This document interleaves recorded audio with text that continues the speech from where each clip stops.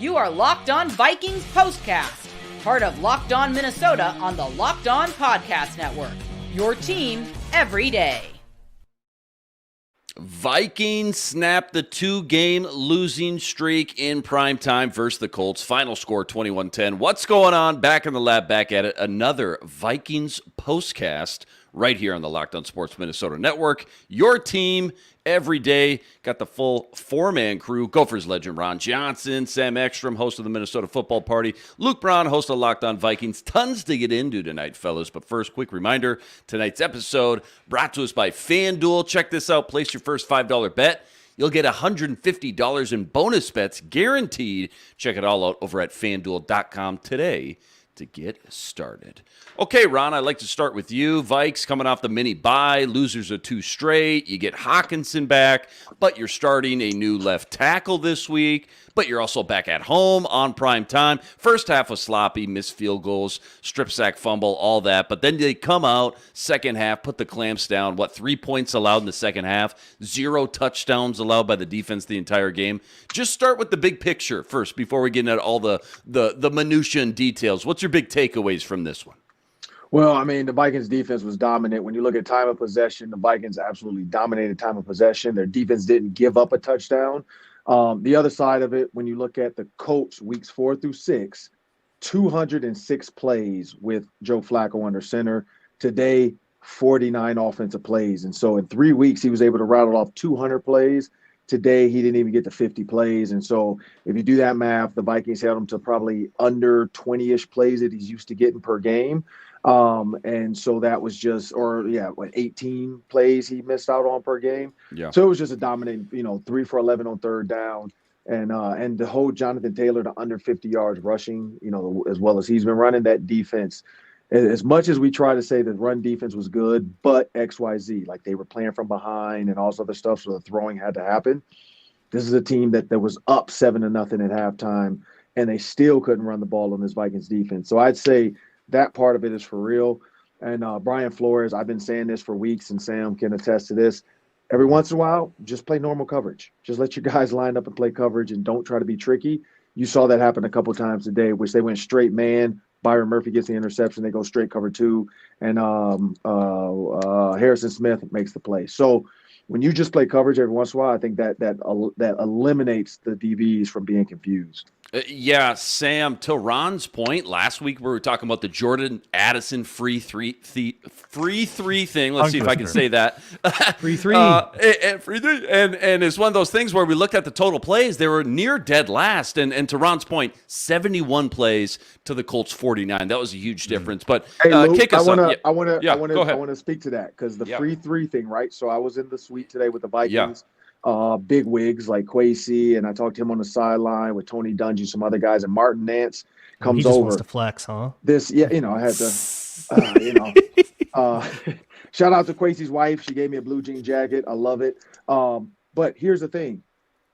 Jordan Addison's free three was in college. Like he's been doing that. He has a chain. Yeah, he had the chain at the draft. Yeah. Right. And so when they asked him about that, because the Vikings did, this dude is on some rap stuff. Like if you think about a lot of rappers that always be like free wave, like I don't know for those that are in the underground battle rap scene. I love, Sue Tsunami and all those other guys and Twerk and New Jersey Twerk. So when you think about that, that's what it is. It's just his persona, the whole free three thing. I think he just throws it out there whenever something's going on. And it just so happened that of course the Vikings Twitter is one of the most active Twitters out there, and everybody jumped on it like, oh, there's trouble. And they're like, no, this is just a young emotional receiver doing what he does, which he always uses that.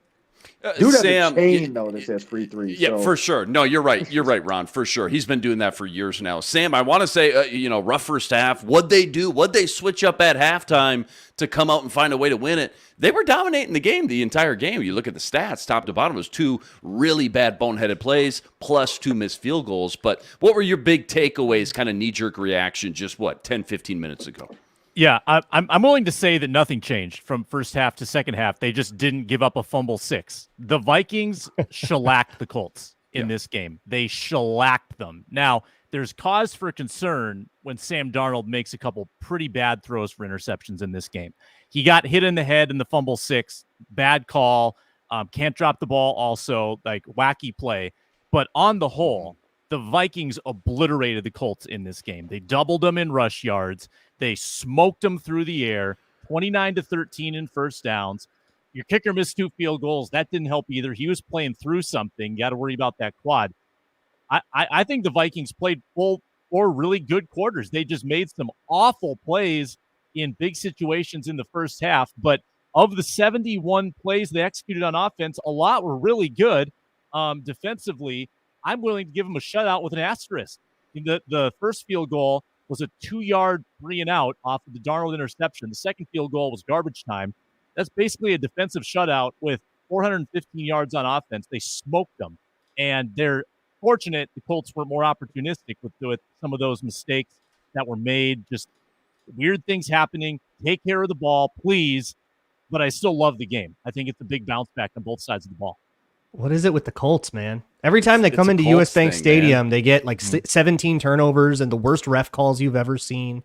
That fumble 6 shouldn't have been a fumble 6. Yeah. They threw the flag. How did he possibly pick that up? Yeah. They must have thought that contact was incidental. I'd be curious to see if there's a pool report about it, but because it was so not decisive, people will probably stop caring pretty soon.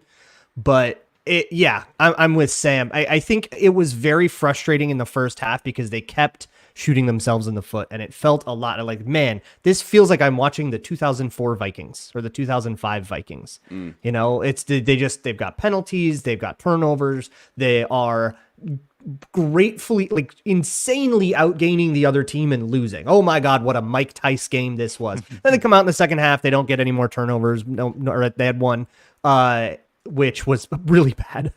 But this is the Sam Darnold experience, right? Really, really sharp on all but like 4 of your plays. It's going to be really sharp on 55 of your 59 plays tonight. But those bad ones are going to be absolute, total disasters.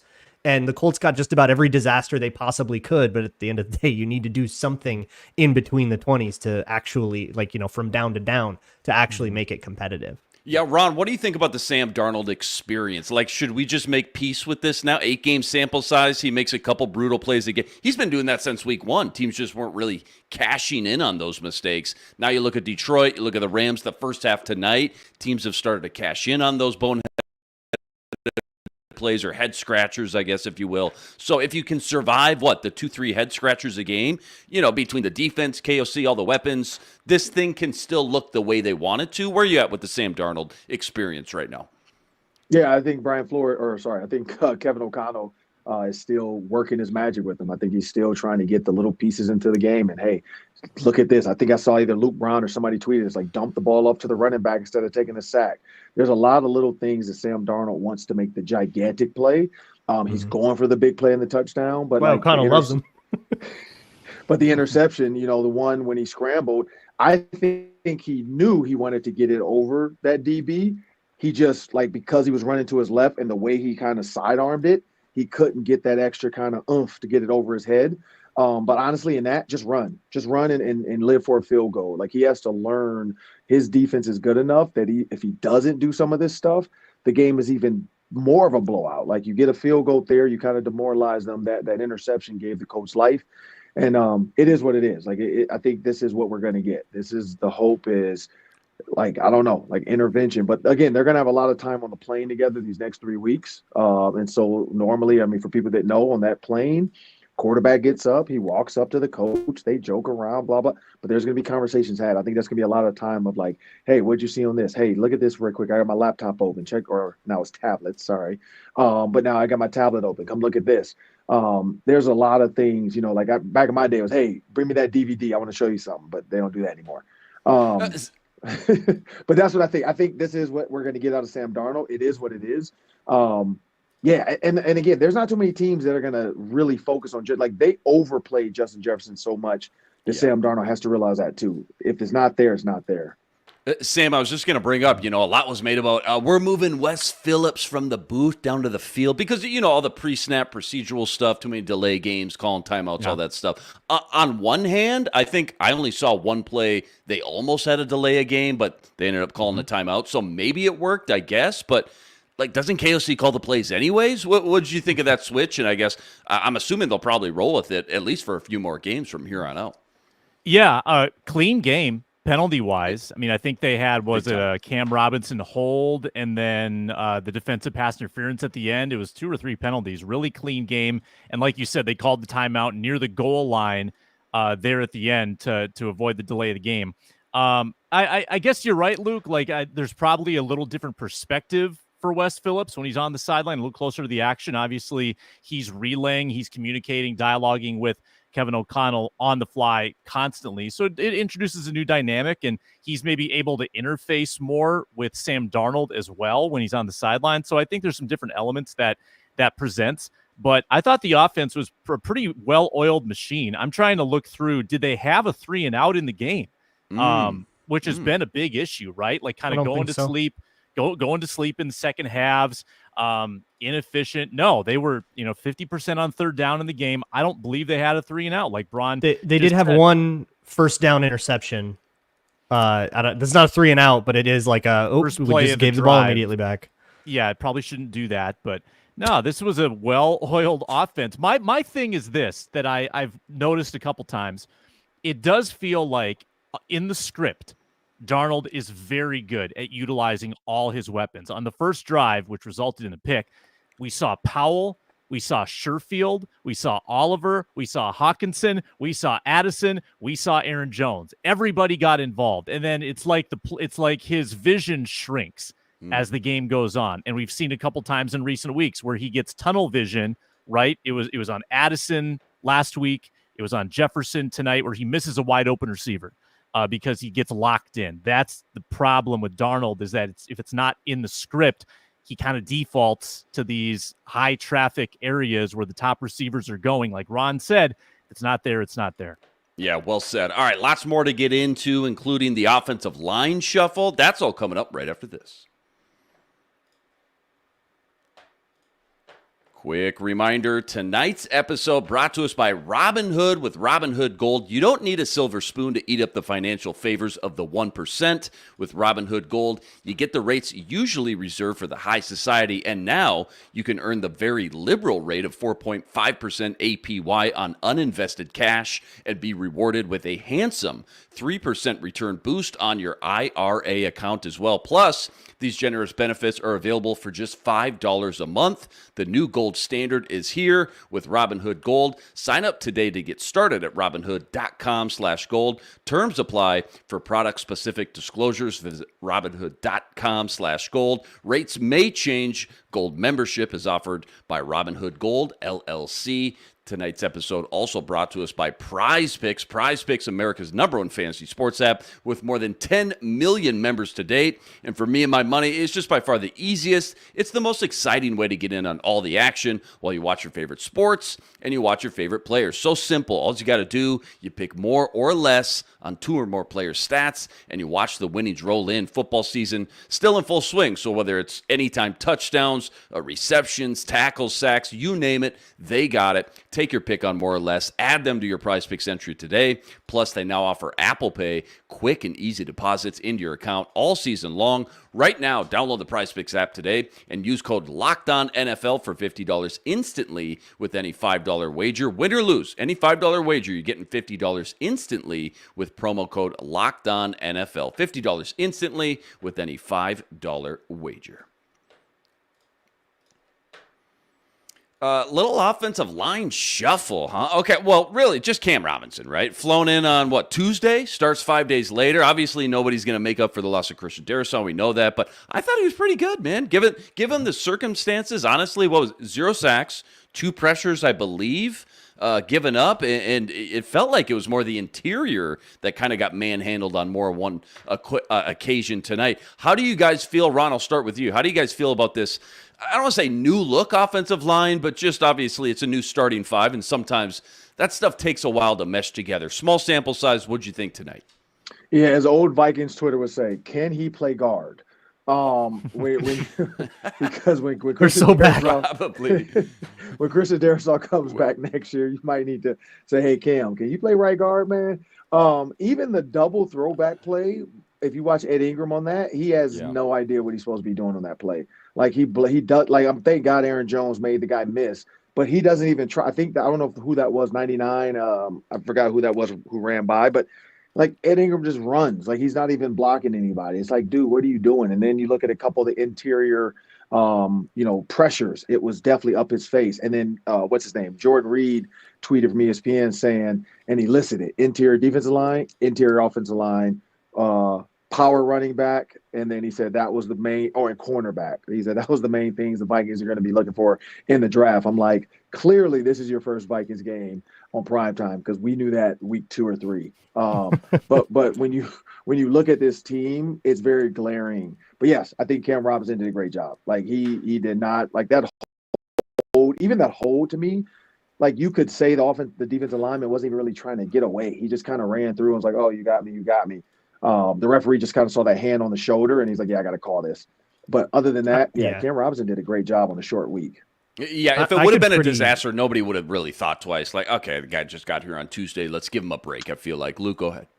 Yeah, no, I could probably blame that holding penalty on him just getting here, because he was trying to pass that guy off to Blake Brandel, but he didn't realize that Brandel already had somebody else, and that's just like familiarity with how the Vikings do slides versus how the Jaguars do slides, and just kind of getting used to that. Do the Jaguars do slides? Like, I don't think the Jaguars do anything. Do they not do half slides? They just 5-0 all day? I don't think they do anything. No, the problems on the interior, a lot of it is because the Colts have 2 guys on the inside that are a problem one-on-one, right? And they were talking about that, the triangle of nightmares or whatever they were talking about on the broadcast. But I think when they set up in their slides all night, everyone was too far apart. I think that was the deal. Everybody was too far apart. So it was way too hard for someone to cross your face, and then you have to pick that guy up. But there's too much space in between them. So if you're going to try to slide, especially if you're going to try to slide away from Cam Robinson like he's Christian Darrisaw, which they did do a couple times, and he did survive that, which is pretty awesome. But if you're going to try to do that, you got to be like hip to hip, or at least close to it. You can't just be, the whole point of a slide is that everybody's covering each other's gaps. And, you've got help to the inside, you've got help to the outside. But if everybody's too far apart, then you don't have that help. So I don't know if they were in more 5-0 than I thought they were, like true big on big, man on man blocking. And then that widened everybody out, which would be a pretty good game plan against the Vikings if you have the horses to win one-on-one a lot, no matter who gets the one-on-one, right? Or if the Vikings were just setting up wrong. But what it did was it put Ed Ingram and Garrett Bradbury in situations that they just did not have the chops to handle. Vikings just don't have the dudes to play those kinds of protections, and they've never had the dudes to play those kinds of protections. That's why they've lived in jet protection for the last, 14 years. But that it sucks because they hold the ball. Sam held the ball so long. So much of that pressure is on him. I don't want to let him get out of this O-line conversation, as much as we all love to hate on whatever the guard of the hour is that we hate, right? Everybody loves to crap all over this year's Tom Compton.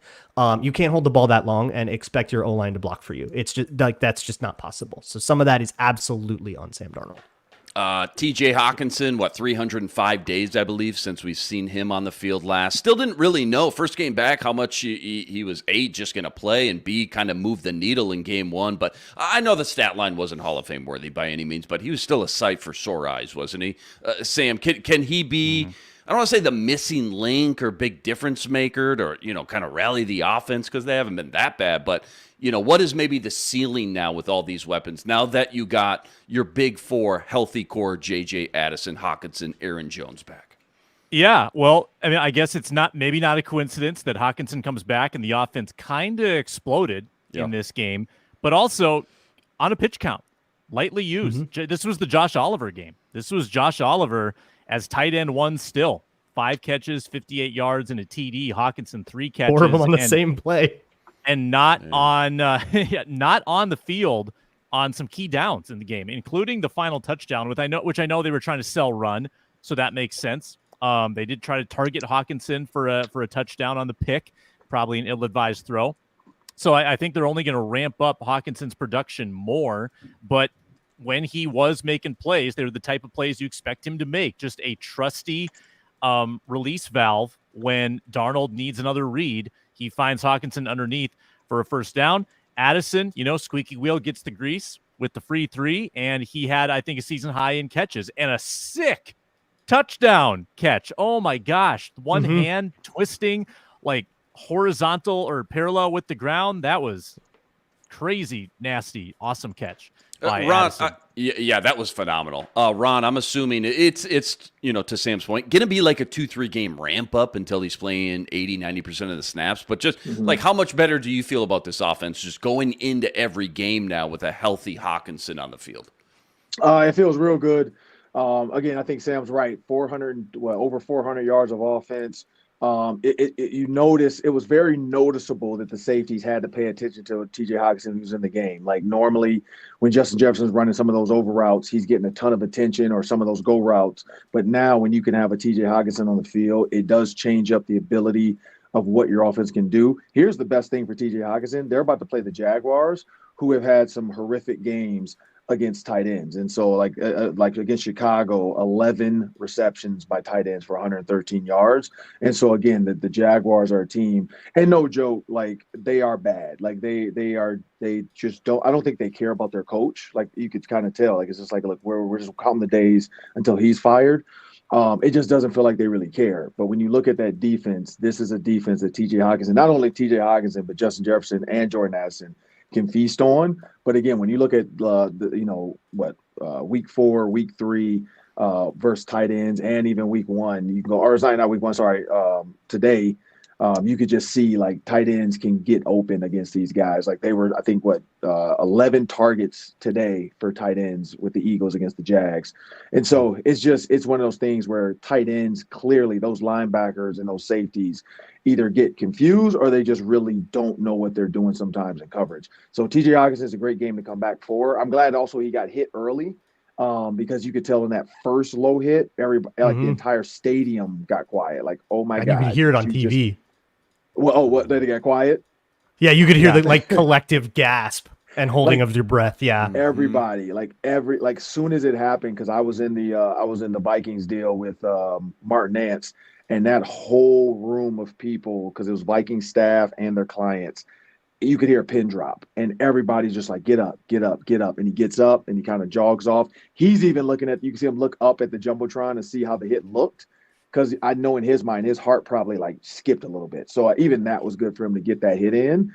And then I think he's going to be in a pitch count probably for the next 2 or 3 weeks. But, I think these are, like Chris Collinsworth said, these are 3 very winnable games for the Vikings, and they could be 9-2 heading into that last stretch. So, I mean, it's a bit, and then you got Kirk Cousins. I mean, so there's a lot of stuff that can happen in this next 3 weeks.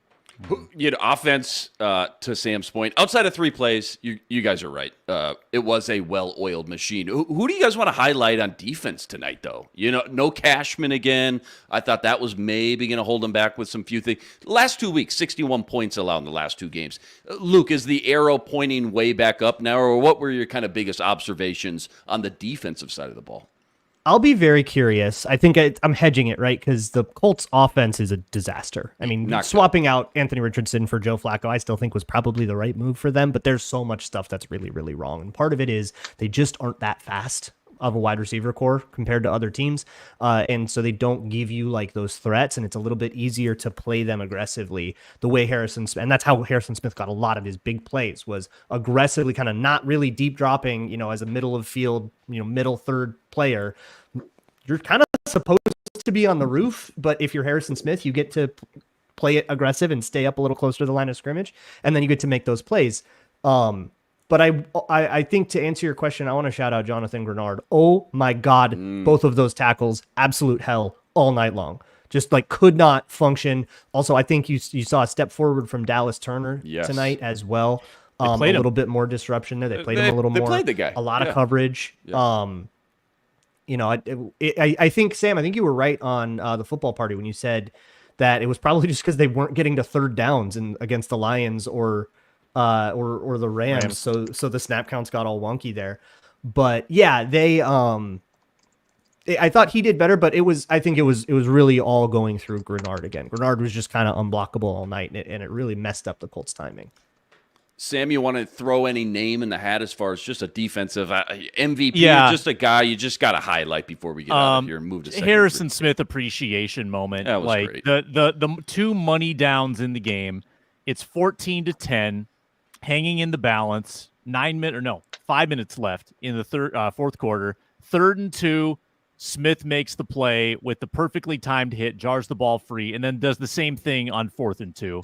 The two biggest plays, it swung the momentum. Vikings go on the touchdown drive. They clinch the game. Harrison Smith also fumble recovery on the game's opening drive. That was pretty timely because the Colts were moving. The guy just doesn't change. He's the same dude year after year, week after week. And the way that he can time those out it's timeless. So props to him. Give him his golf clap. Vikings Ring of Honor, maybe a Hall of Famer someday. It's fun to watch him while we have him.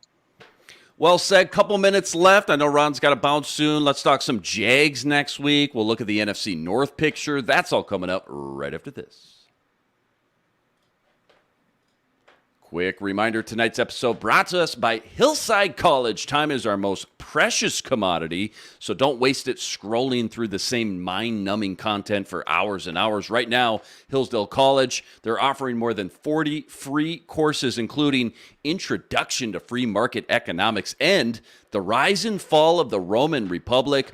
All of Hillsdale courses are self-paced so that you can start whenever and tune in wherever. Plus, you can go deeper with the readings, quizzes, discussions, or just enjoy their daily lectures. Right now, go to hillsdale.edu/lockedon to enroll. Absolutely no cost, and it's so easy to get started. Hillsdale.edu/lockedon to register. Sign up today.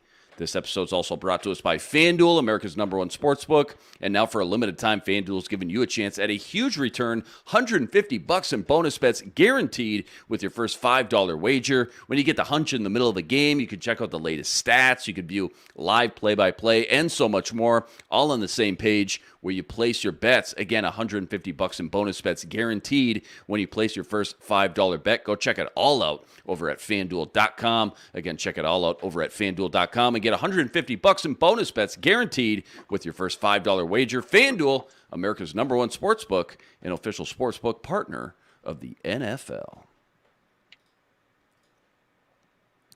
By the way, full deep dive from this one on the Minnesota Football Party with our guy, Arif Hassan. Make sure you like, make sure you subscribe to keep up with all the action. That's every Monday, every Thursday. Is Cam Akers RB2 from here on out? Small sample size. I didn't see any Ty Chandler back there, though. What do you guys think? I'm into it. Been into it since last year. I'm into it. I think KOC's been into it, too. Just had to get warmed back up. He looks like watching it live in the stadium. He's a difference maker. He has a different gear.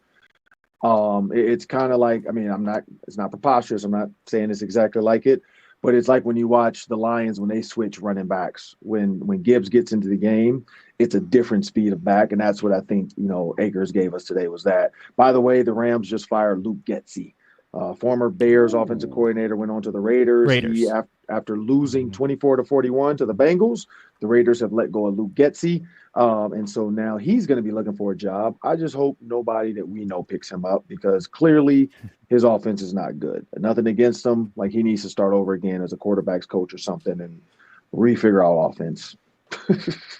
Yeah, 100%. I know we're going to Kubiak a couple of years. Well, that's not going much better. I know we're going to talk about this tomorrow morning, but trade deadline is coming up. Less than 48 hours. They already made one move. They said, hey, 5-2, we can't stand pat. We got to make a move, stay aggressive. What do you guys think? Do you think after a win tonight, the needle just moved a little bit more for Kwesi, or was it going to be the same either way, win or loss regardless? Sam, what do you think? Well, I'm scouring the Jaguars cap sheet right now. Any other candidates? Would they like to give us anyone before we play them next Sunday? We've already got their left tackle. Do they want to give us Sheriff too? I was going to say Sheriff got hurt today. No, thank you. But I don't think he starts over Ingram or Reisner. That dude is a disaster. Oh man, how the mighty have fallen. Right. He's washed. Thank you.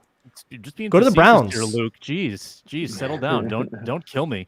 No, I think the trade deadline probably comes and goes without another big Viking splash. But they only did have to pay $2 million to Cam Robinson, and the pick exchange is like really nothing, and late in the 2026 draft. So even though it felt splashy, it really wasn't that splashy in terms of cost.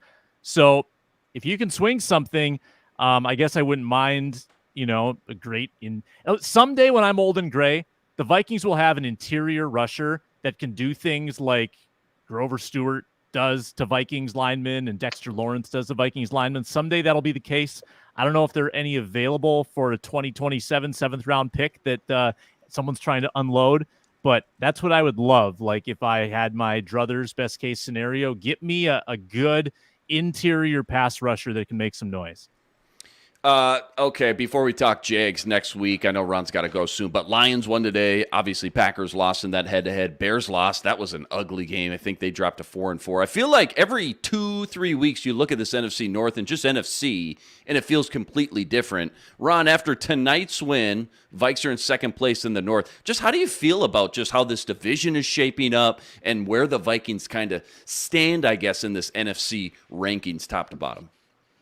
I think it's still the toughest division in the NFL right now. You look at the Bears. Bears did get beat by the Cardinals, but I still think the Bears are a good team, not horrible. The Vikings clearly are really good. The Packers I think they're not bad. If you change that weather, I think it's a different game for the Packers-Lions. That weather made it a little bit tougher on the Packers to handle, whereas the Lions' run game was on par. And I don't know what he put on those gloves, but Jared Goff, like he just seemed like the rain was not bothering him.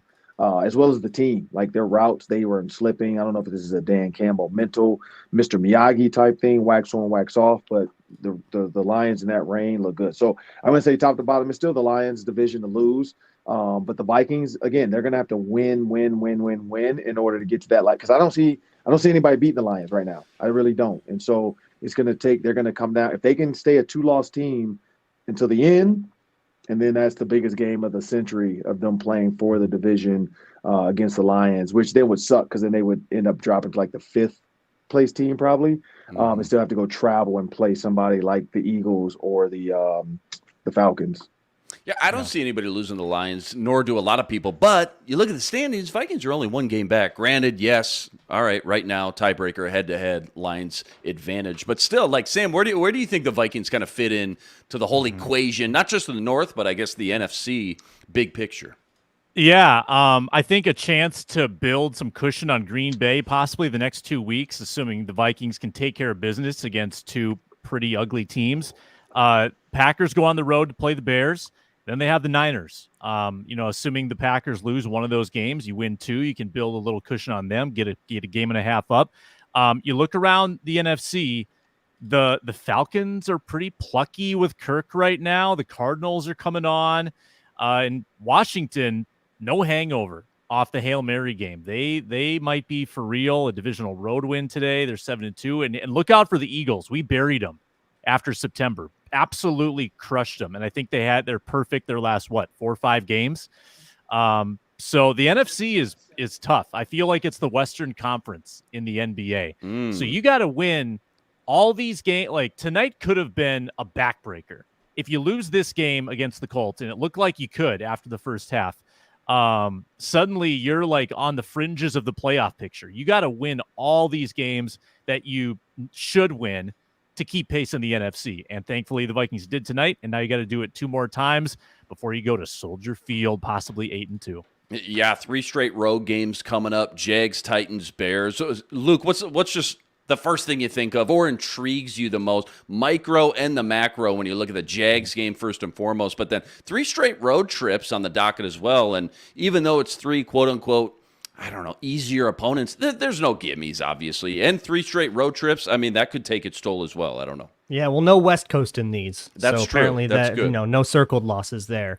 Yeah, the Jags are in a really weird spot. Although I'm glad that they aren't coming off of such a crazy disaster that it turns into a come to Jesus moment where they can go in after that Eagles game and go, we played a good team, tough. Maybe things aren't so bad. And then maybe not fix some of their issues. But honestly, after watching Jags offense because of Cam Robinson, there are a lot of very exploitable parts of that. And part of it is just Trevor Lawrence not playing that good of football. Not being that decisive. He's late with a lot of stuff. He's overly risky with a lot of stuff. It's mediocre quarterbacking is what I'll call it. Mm-hmm. And that's a lot of that is because of turnover proneness and just kind of this disaster idea. If you listen to Tony Wiggins on Locked On Jags, I mean, he rips into him all the time. So the Vikings shouldn't They should go in and be the better team. Now, sometimes you can be the better team and then be down 7-0 at halftime. Like, that'll happen. So you need to also like get rid of your disaster stuff. But if they go into that one and they're not the better team, like down to down, then I think we have a bigger issue. Obviously, actually winning the game requires a little more consistency than the Vikings have shown us all the time, and there's no such thing as a circled win in the NFL anyways, but I mean, they're going to be heavily favored. For sure. 4.5. Only 4.5, which is less than tonight. On the road, that's pretty heavy. That's the public saying, yeah, you're definitely bettered. Be honest. Who liked the Colts plus 5.5 tonight? Who looked at that? Oh, I super did. Yeah, I loved it. I almost took it on the football party, but I took the it. Panthers instead, which feels really dumb, but it worked out. Yeah, it worked out. Ron, what do you think? I know we're kind of wrapping up, but just this was the part of the schedule. Everybody's circling, goes, man. Coming out the bye after the Detroit game, no more London, no more Thursday games. Boy, if you can at least be even 500, a lot of people, that was the conversation. Be 500 during this stretch. Colts, Jags, Titans at Soldier. Maybe you can get hot and go on a run. Now, obviously, they're 6-2. Jags up next. 3 road games like we just talked about. But I guess just what's the temperature right now when you look at the schedule in these next couple games coming up? Yeah, I had them 5-0 all the way up until even like I counted the Cardinals as a win. I just didn't think the Cardinals were a good team coming into the season. I knew they'd have some growing pains with the young team and the young rookie receiver. And then those 3, the stretch of those 3 on the road, even though there are 3 back-to-back, they have to get on the plane, get on the plane, get on the plane. I think they're overall were a better team. I didn't expect them to be 6-2 up until this point. I thought it'd be a little bit more like 5-3. But they're shocking the world right now what they're doing. So now 9-2 is right there. Okay, good chance to get a coach fired, I think. Yeah, I was just going to say, I think we're getting close to that point. Yeah, I mean, week 10 coming up? We've had no coach fired yet, right? Saleh. Correct me if I'm wrong. Vikings got Saleh fired. We did get Saleh fired, yeah. Man. We already got one. We already got one on the resume. If you just go like sledgehammer Jacksonville, which I don't know if this team has another sledgehammer in it. They sledgehammered the Texans, and that might have been the only one they've got where they can play 60 minutes of complete football. 60 but minutes, let's say you do, then I think you can do it. Like you got to hand them an at-home loss, the likes of the kind of the one the Browns suffered. Like I think a head's got to roll in Cleveland after they just kind of couldn't. Like the Browns played bad, and also they were clearly worse to begin with. And then they also played like D- by their standards. That's the kind of thing that gets you fired. And I think that could happen with the Vikings. I mean, a lot of things could happen, but it's in the range of outcomes. Vikes get their swag back. Final score, 21-10 versus the Colts. Hey, huge shout-out to all the everydayers out there that always make us your first listen. Go check out Ron every Tuesday, Ron Johnson Show. Luke Braun, he always kills it on the Locked On Vikings podcast. Sam Ekstrom, hosting all of us on the Minnesota Football Party Monday, every Thursday. Make sure you like this video. Subscribe to the channel if you haven't already. And we'll see you right back here. What is that, November 10th? For another Vikings postcast episode. Vikes Jags, noon kickoff. Should be another good one. But until then, signing out.